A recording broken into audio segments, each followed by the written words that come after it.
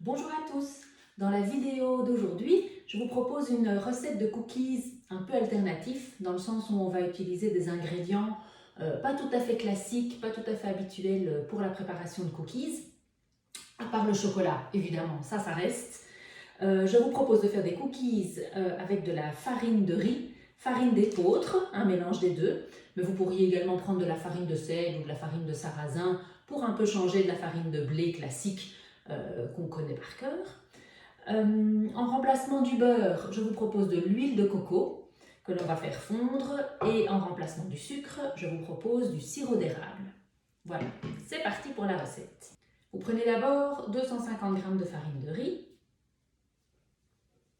et vous y ajoutez 250 g de farine d'épeautre. Voilà, vous mélangez une première fois les deux farines. On va y ajouter 100 g de sirop d'érable.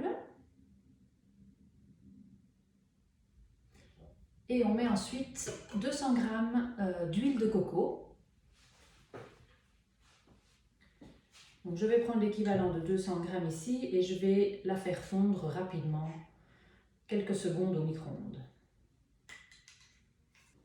Mon huile de coco est complètement fondue, tout à fait liquide.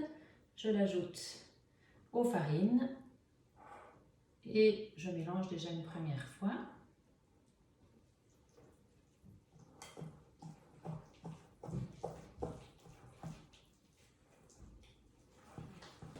Et j'utilise le même bol pour faire fondre mon chocolat, 125 g de chocolat noir, à nouveau du chocolat 70%. Et quand le chocolat est fondu, je l'ajoute à la pâte et je mélange à nouveau évidemment. À la place du chocolat fondu, vous pourriez évidemment utiliser des pépites de chocolat ou du chocolat noir concassé en petits morceaux pour un effet un peu plus cookies. Ici, on aura en fait davantage des sablés au chocolat que véritablement des cookies.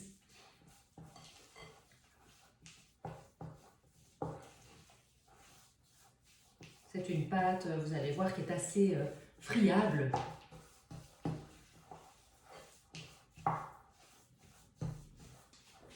Voilà, quand j'ai tout bien mélangé, je prends une taque recouverte de papier cuisson et je vais faire des petits cookies ou des petits sablés entre les mains.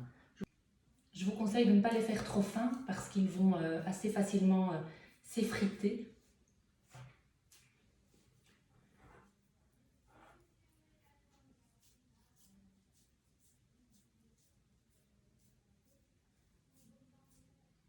Voilà, avec ces quantités-là, vous pourrez réaliser environ une bonne vingtaine de petits sablés.